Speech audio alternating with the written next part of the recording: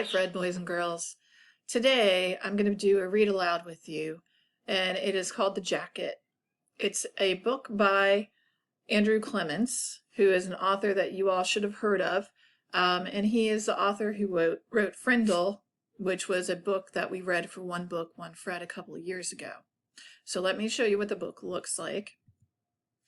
All right, this is The Jacket, and it's about this boy here. His name's Phil. Goes to school. I think he's a sixth grader, and he has a little bit of trouble with school. So one day he's going to school, and his little brother had caused problems at home, and then his little brother left for school without him. So he gets to school, he's looking for his little brother. He seems to see his little brother in the crowd of all the students walking down the hall. He yells his brother's name, but the boy in the jacket doesn't stop. So Phil runs up behind the boy and grabs him and is about to call him an idiot. And he realizes it's not his brother. It's an African-American boy who goes to his school. Phil's surprised, and he thinks, this kid must have stolen my little brother's jacket. So they begin to argue. The African-American boy says that he has no idea what Phil's talking about, and it seems like a fight is about to start until the principal comes. Now, this whole incident starts Phil thinking about his town, and if he would have even had a problem with this other boy if he hadn't been black. So it's a very good book by Andrew Clements. If you liked Frindle, I think you'll like this book a lot, and we're going to read the first couple chapters together today.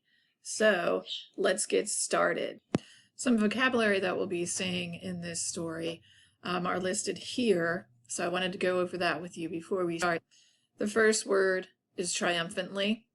It means you feel that you're doing something in a victorious way, a way that's making you feel like a winner. Misunderstanding, of course, we know that. That is sometimes an argument between two people because they don't understand each other or don't understand the situation that they've been put in.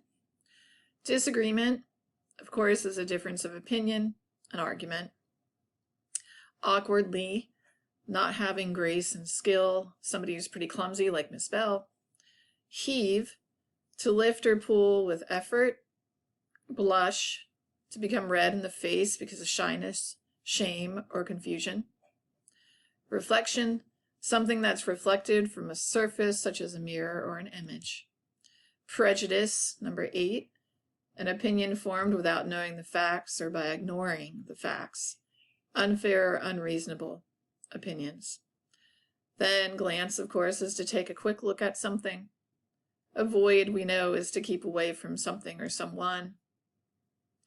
A plaque is kind of like a picture frame or something that's hanging on the wall. It's a thin, flat piece of metal, wood, or other material with decoration or lettering on it. Of course, auditorium, that is where an audience can gather for a school assembly, concert, or other event. Our auditorium is like our gym. Temper is to get angry, a mood or a state of mind. Scat means to go away very quickly. Slung is to have thrown or flung something. Territory, the land ruled by a nation or state. Bungalow, a small house with one story and an attic. Indeed, a thing that is done, an act or an action that is completed. So let's start reading The Jacket by Andrew Clements. Part 1, Collision Course. It was Thursday morning, right before first period, and Phil was on a mission. Hurrying through the 4th and 5th grade hall, he waded through groups of younger kids. His little brother Jimmy had left the house early so he could ride to school with a friend, and he had forgotten his lunch money on the kitchen counter. Phil was tall for a 6th grader, so most of the younger kids got out of his way quickly, which was good because he had no time to mess around. If he got one more tardy or late mark during December, he would have to serve 2 detentions. The pressure made Phil's imagination run at full throttle. Like, if I'm late for math today, then I might not be allowed to take the test, and then I could flunk math. I might even flunk 6th grade, and then get left back. And when Mom and Dad yell at me, I'm going to get so mad, 'cause it's not even my fault. I'll say, hey, know what? Forget about school, that's what. And I'll just drop out and turn into a bum, or maybe even a criminal. My whole life's going to be a mess, and it's all on account of my stupid little brother. Where is that punk? Phil was about to stick his head into a classroom to look around. Then, up at the corner of the hallway, he thought he saw the back of his brother's jacket. It had to be Jimmy. No one else in the whole city had a jacket like that one. He called, "Hey, Jimmy!" But his brother didn't stop, and Phil pushed his way forward and rushed around the corner. "Hey, idiot! You forgot—" But it wasn't Jimmy. It was someone Phil had never seen before. A black kid, wearing Jimmy's jacket. Phil grabbed the collar and said, "Hey, this is my brother's jacket. Where is he? How'd you get it from him?" The other boys struggled, trying to pull away. "What are you talking about? Let go of me. This is my jacket. I don't even know your brother." The kid twisted and turned to break free, but Phil was a lot bigger and stronger. "You tell me where my brother's at, or I'm gonna—" "Boys, you stop it right now!" Mrs. Atkins came striding through the crowd that had gathered, pushing kids out of her way with her left hand and pointing at Phil with the other one. "You let go of him, and I mean it!" Drawn by Mrs. Atkins' voice, 3 or 4 other teachers stepped out into the hallway. Phil let go of the jacket, and the younger boy jerked around to face him, his fists up, his eyes narrowed. Mrs. Atkins stepped between them and said to the younger boy, "Daniel, you put your hands down. And all the rest of you kids, go on about your business. Get your things put away and get to your rooms. Go on, there's nothing happening here." Then glaring at Phil and the smaller boy, she said, "You two come with me." The other teachers were moving around in the hallway now, talking to kids, quieting everyone down. Phil and Daniel followed Mrs. Atkins along the hall, and Phil knew where they were headed, straight to the office. He thought, "Now I'm going to flunk out for sure." At the door of the office, Mrs. Atkins stopped and herded the boys in ahead of her. "Mrs. Cormier, sorry to start your day like this, but I found these two going at it down in the 4th grade hall. I've got to get back to my room before something else breaks loose." The principal still had her coat on from being out at the curb with the buses. She frowned at the boys and pointed toward her office. "Walk in and sit down, and I don't want you two even to look at each other. Is that clear?" Both of them nodded and walked into her office.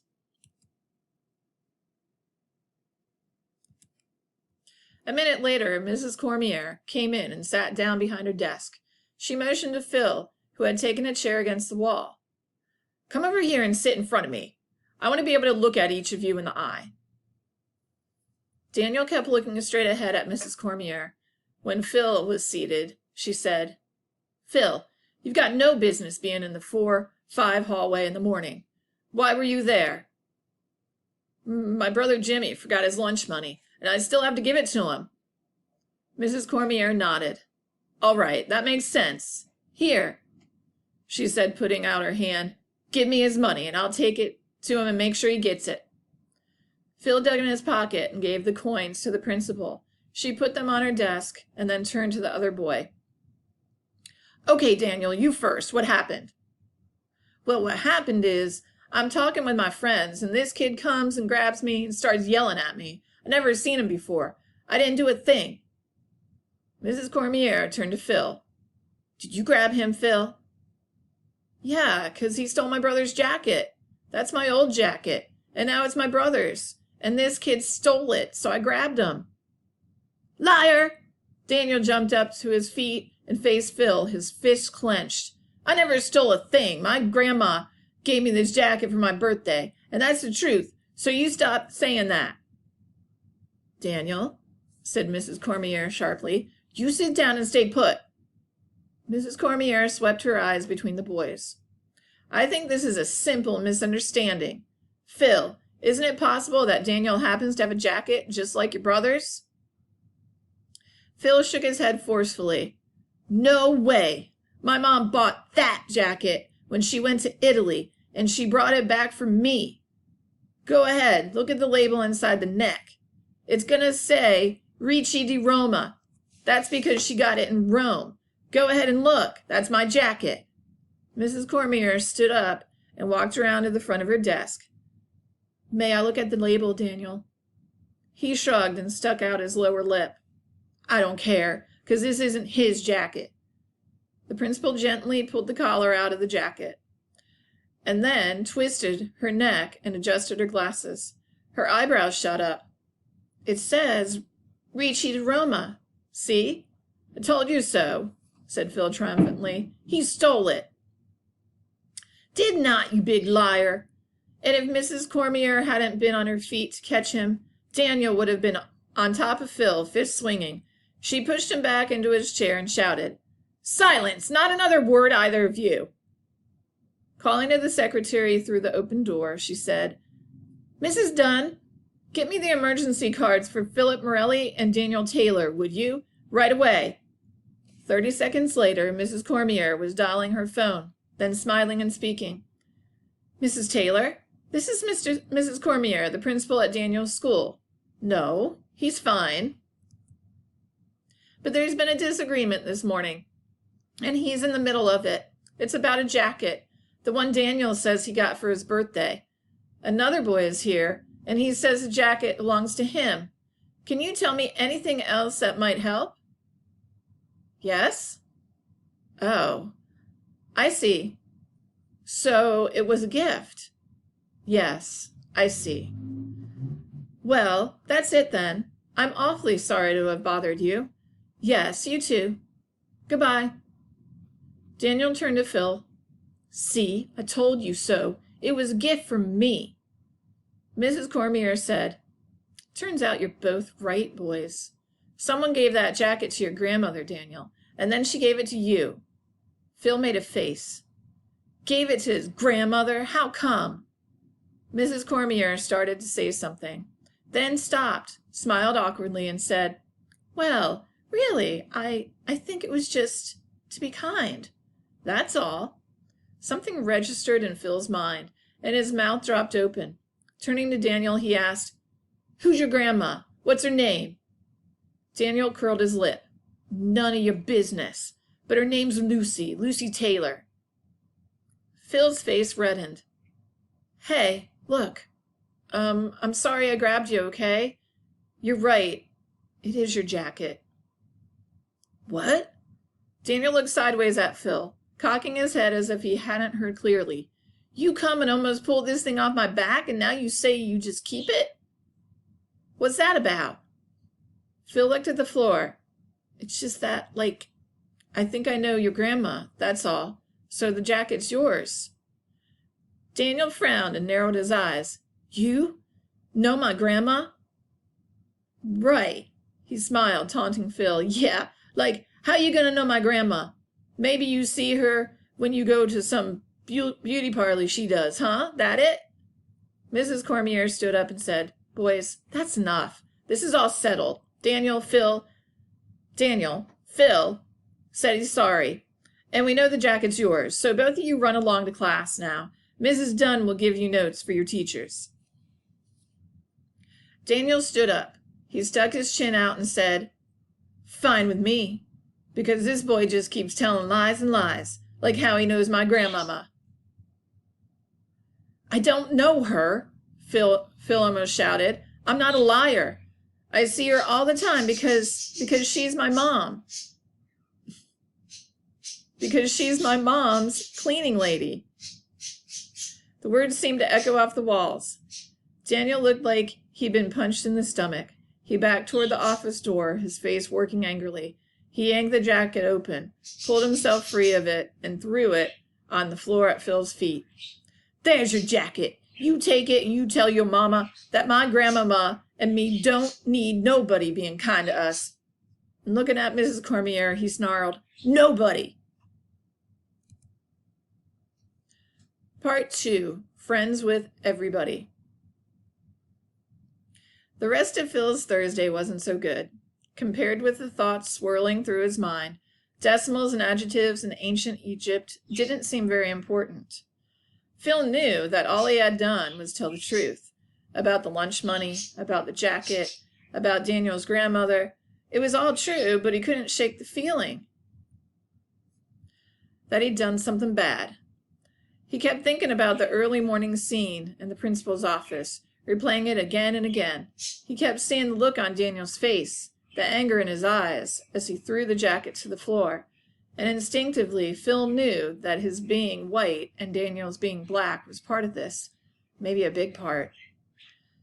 Phil had known a lot of African American kids at school, ever since his first day as a kindergartner, and he thought, I don't care what color anybody is. I never pay attention to that. I'm friends with everybody. But being friends with everyone and being someone's friend, those were two different things. And as he thought about it, Phil knew he had never had a black kid for a friend. Not really. The kids on this school basketball team were good guys, but not really his friends. Black kids went to his school, but did they all live in his neighborhood? Not in his part of the city. That's just how things were. Every morning, Daniel and the other African-American kids arrived at school by bus, or sometimes their parents dropped them off. A lot of Hispanic kids, too. Phil didn't know exactly where they came from. It didn't really matter to him, and he'd never thought about it much, until today. Phil kept arguing with himself. He thought, yeah, but during school, everyone gets along fine. White kids, Hispanic kids, Asian kids, black kids, no problems. Most of the African-American kids sat together at lunch, and they tended to hang around together in the halls and at recess, but that didn't seem weird to Phil. When you eat lunch, or if you have a little free time, you want to be with your friends, that's all. Besides, everyone played sports together during gym, and sometimes at recess too. Everyone together, no problems. And all the black guys on my basketball team, I get along great with them. Still, after school, every day, almost all the black kids got onto buses or climbed into cars and drove away.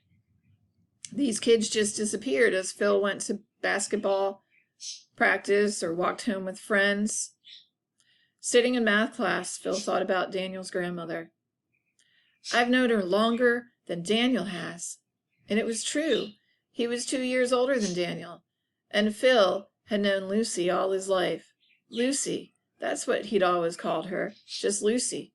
She came every other Saturday and helped his mom clean the house. Phil had never even wondered about her last name. It had never mattered. She was just Lucy until today. When he was little, Phil had loved helping on cleaning day. He would take hold of the bucket with all the supplies in it and heave it up the front stairs, one at a time. Lucy would smile and say, Why, Philip, look at you. You're sure big and strong. And now that he was almost 12, sometimes as he ran through the house to get a baseball glove or grab a quick bite of lunch before going out to shoot baskets with his friends, Lucy would look up from her work and narrow her eyes at him.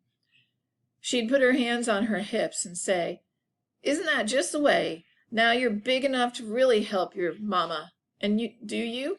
No, 'cause you got too much going on to be bothered with that. But that was just to tease him, because it wasn't like Phil didn't do his chores. He did plenty around the house. He took out the trash, raked the yard, mowed the grass, shoveled snow in the winter, stuff like that. And he didn't mind doing housework either. But Mom always said he and Jimmy didn't do it right. She said, You guys pick up the big pieces, things like shoes and dirty clothes. Leave the little stuff for me and Lucy to worry about, which was fine with him. Phil kept trying to reason away his feelings. Can I help it if we have a cleaning lady and she's black and we're white? And can I help it if she's Daniel's grandmother? I mean, it's not like we're rich or something. It's not like we force Lucy to work for us, is it? Which was true, especially about not being rich. His mom and dad each had a full-time job, and back when Phil was born, his mom had decided to give herself a treat once every 2 weeks. That's what she called it, a treat. And that was having Lucy come to help her do the cleaning. Phil thought about his own grandmothers. He had two, one here in the city and one in Florida. His mother's mom was the one who lived close. Grandma Marconi was sort of rich. She and Grandpa lived in a condominium on Herndon Street, not too far from the big museum. Her place was way up on the 14th floor. You could see the city, parks from her windows, and the view looked like this beautiful painting. On the 4th of July and sometimes on New Year's Eve, Phil and Jimmy and their big sister Juliana would sit with their grandparents in the balcony and watch the fireworks. Grandma Marconi had long arms, thin and white. She wore silver bracelets on both wrists, and on one of her hands there was a ring with a big green stone in it. Phil could picture her fine clothes, her small diamond earrings, her silver blue hair, always neatly styled. His grandma didn't clean houses for other families. She probably never put a bandana over her hair and pulled on yellow rubber gloves like Lucy did. At lunchtime, Phil edged up into the cafeteria. He scanned the big room, looking for Daniel. He wasn't there, and Phil was glad. He got in line and started loading food onto his tray. Grilled cheese, red Jell-O, carrot sticks, chocolate milk, and an ice cream sandwich. The lady at the end of the counter took his money, looked at his tray, and then shook her head. "You need another quarter, honey, or else put the ice cream back." Phil dug deep into his pockets, but he didn't have another quarter, and he knew why. This morning when he gave the principal Jimmy's lunch money, he had given away too much. Phil had picked up the ice cream from his tray when a voice behind him said, "That's okay, here's another quarter." Phil smiled and turned to say thanks, but he stopped before the word came out. It was Daniel. He was 3 kids back in the lunch line, and he was holding up a quarter, and he was smiling. But it wasn't a real smile. Phil could see that. It was a smile that said, "Gotcha." Phil shook his head and felt himself starting to blush. "No, that's okay. I don't want the ice cream anyway." "You sure?" asked Daniel, his smile getting bigger. "What's the matter? It's a gift. I'm just being kind." Phil put the ice cream sandwich back in the freezer. He took his tray and walked stiffly to the table where some of his friends were sitting. He took a seat facing the wall and began to eat, tearing off big mouthfuls of soft grilled cheese, chewing without tasting. He didn't talk and he didn't look around. When he was done, he dumped his trash, dropped off the tray, and went straight out the side of the door to the playground. The cold wind felt good on his burning cheeks. The thing was, Phil saw exactly what Daniel had been doing when he offered him that quarter. Daniel was trying to get back at him, to embarrass him with a gift, and it had worked. Walking beside the fence, kicking a stone ahead of him, Phil kept on thinking, "But Mom, giving something to Lucy, that was different, right? Because it's not like Lucy was begging, and it isn't like Mom was trying to make herself feel all rich and grand or make Lucy feel small and poor, because Mom was just trying to be nice, right? And there's nothing wrong with that. There can't be anything wrong with being kind, can there?" A burst of laughter came from the other side of the playground, and Phil turned to look. 6 black kids, all 4th and 5th graders, all boys. No one was looking his way, but Phil still had the feeling they had been laughing at him. But was it true, or was it just his imagination? A gust of wind made his eyes water, and he zipped his coat up under his chin. And still looking at the black kids, Phil recognized one of them, the one with his hands jammed into his pockets and his shoulders hunched up against the cold. He recognized the kid who wasn't wearing a jacket. So that was the end of chapter 2. Let Ms. Bell know through your comments on YouTube if you're liking the book, because we can continue reading. I will load some questions in Schoology about what you think of Phil and what you think of Daniel and how they have been behaving towards each other. And if you think the principal was being fair and treated the 2 boys well when she brought him into her office. So I hope you're liking the book, and I hope to get some comments from you so that I know how things are going. All right, have a good day, a good night, and I will see you tomorrow with more lessons on YouTube.